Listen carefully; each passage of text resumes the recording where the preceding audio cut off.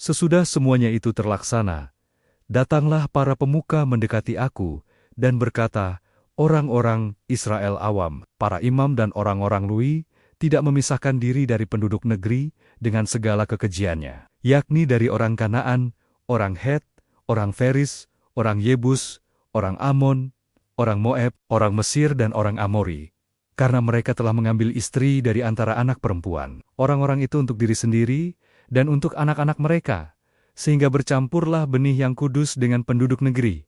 Bahkan para pemuka dan penguasalah yang lebih dahulu melakukan perbuatan tidak setia itu. Ketika aku mendengar perkataan itu, maka aku mengoyakkan pakaianku dan jubahku, dan aku mencabut rambut kepalaku dan janggutku. Dan duduklah aku tertegun. Lalu berkumpullah kepadaku semua orang yang gemetar karena firman Allah, Israel, oleh sebab perbuatan tidak setia orang-orang buangan itu.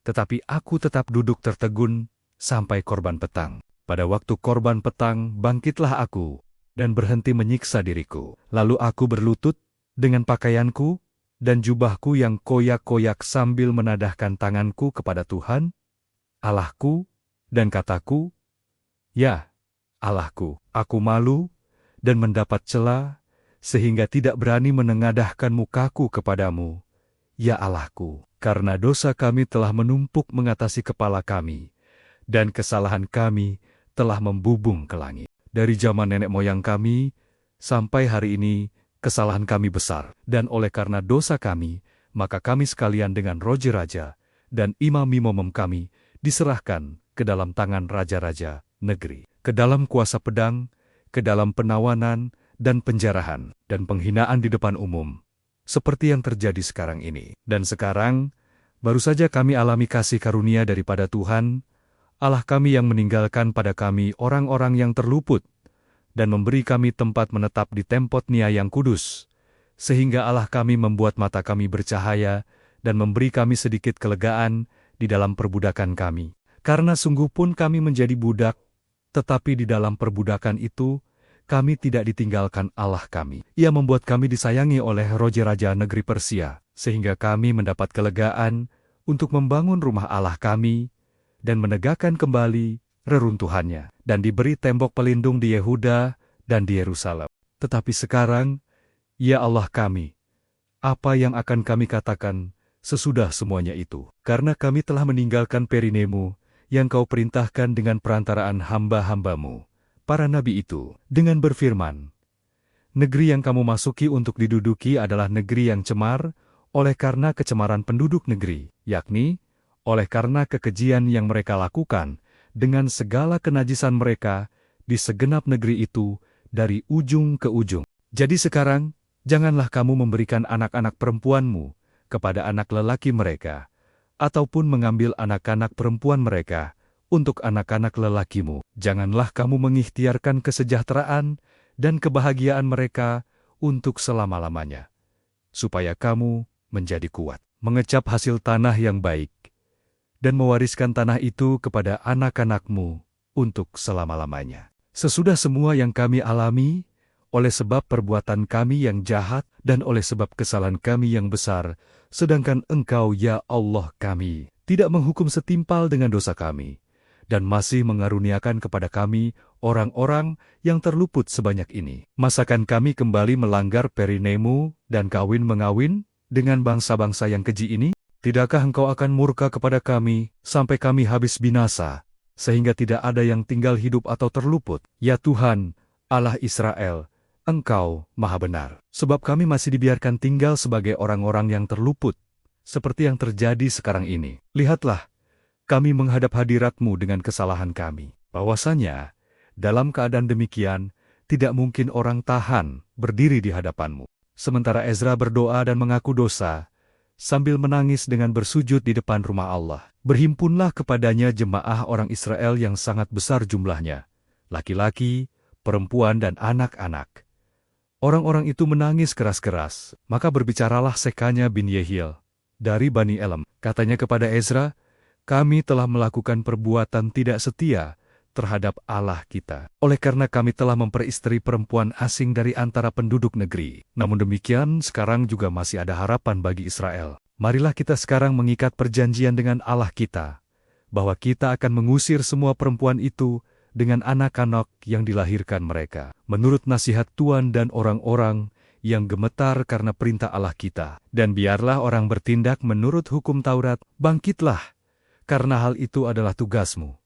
Kami akan mendampingi engkau, kuatkanlah hatimu, dan bertindaklah.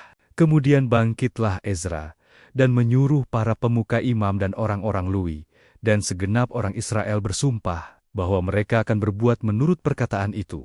Maka bersumpahlah mereka. Sesudah itu Ezra pergi dari depan rumah Allah, menuju bilik Yahanan bin Eliasib, dan di sana ia bermalam dengan tidak makan roti dan minum air, sebab ia berkabung karena orang-orang buangan itu telah melakukan perbuatan tidak setia. Lalu disiarkanlah pengumuman di Yehuda dan di Yerusalem kepada semua orang yang pulang dari pembuangan untuk berhimpun di Yerusalem. Barang siapa dalam 3 hari tidak datang, maka menurut keputusan para pemimpin dan tua segala hartanya akan disita, dan ia akan dikucilkan dari jemaah yang pulang dari pembuangan. Lalu berhimpunlah semua orang, laki-laki Yehuda dan Benyamin di Yerusalem dalam 3 hari itu, yakni dalam bulan ke-9 pada tanggal 20 bulan itu. Seluruh rakyat duduk di halaman rumah Allah, sambil menggigil karena perkara itu, dan karena hujan lebat. Maka bangkitlah Imam Ezra, lalu berkata kepada mereka,